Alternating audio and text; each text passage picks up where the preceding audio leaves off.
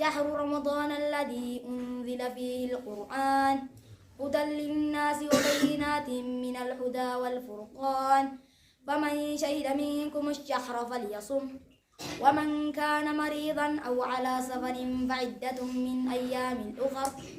حاج آدم والله يا شيخ نابي جريت ينسجون مهر أسد كنا مليجي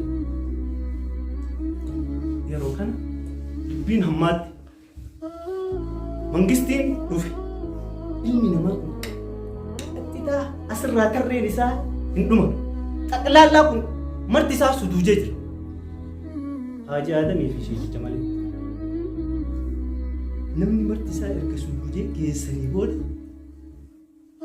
mangistiin jara lameenii waan Haaji Aadamii addatti waan Alii Tuqaa namni hin beekne jiru Oromoo madda walaabu jaba nam jabaa keessaa nama gartee seenaan islaamaatiif seenaan Oromoolee isa tokko qabu. Namni kun sababa Haayile Sillaasee jibbuurra waraqaa irratti maqaa suuraa Haayile Sillaasee argee bi'iriidhaan akkana keessaa fataffatee baase ija isaa. Wallaahi Haayile Sillaasee nama